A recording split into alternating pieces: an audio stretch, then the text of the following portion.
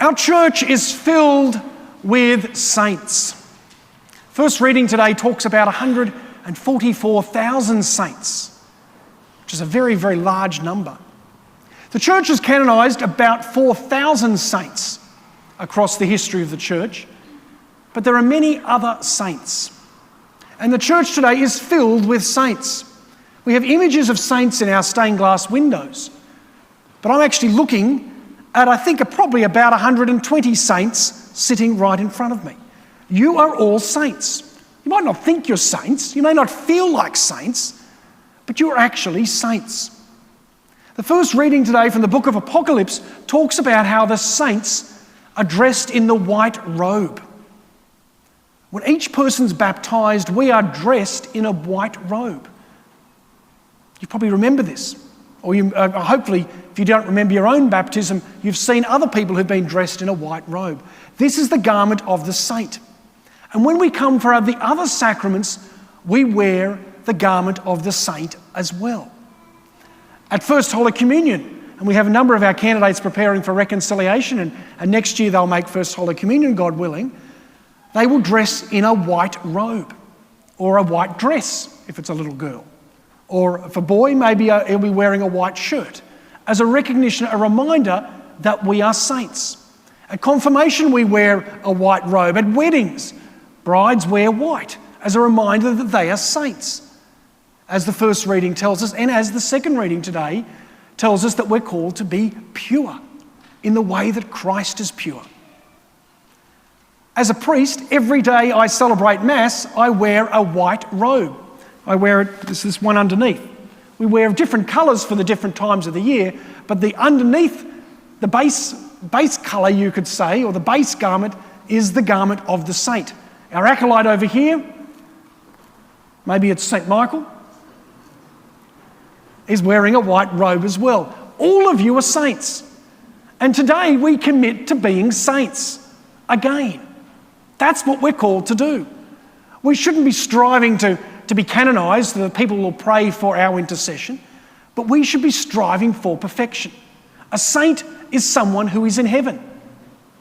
And God has promised us a place in heaven if we want it. All we have to do is just respond and try to live the best life that we can with the love of God. And the gospel today gives us a beautiful description of what we're called to do. We're called to be people of happiness in lots of different ways.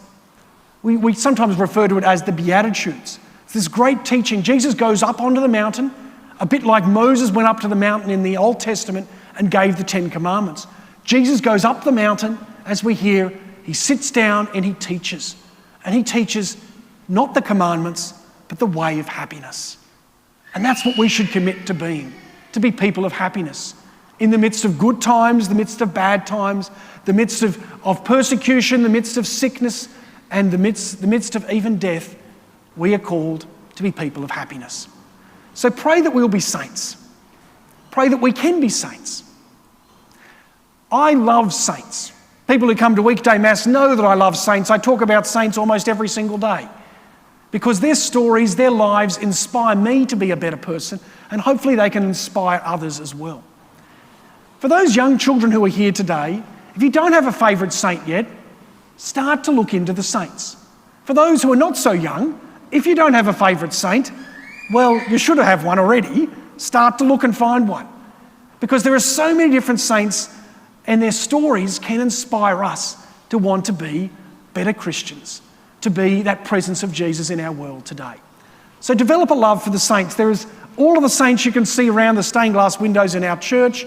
There are statues of saints we have here in our church, but there are at least 4,000 who've been canonised. There are many more who've been beatified, and there are others who should inspire us who may not be canonised, who should inspire us to be saints as well.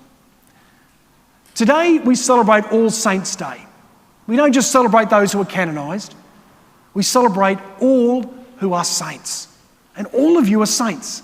This is what's happened when we're baptised. We have been dressed in the person of Jesus Christ and we become saints. The challenge is for the rest of our lives, are we going to actually become the saints that God's designed us to be saints in heaven for all eternity. And my hope and my prayer is that we all will be saints. So what sort of saint will we be?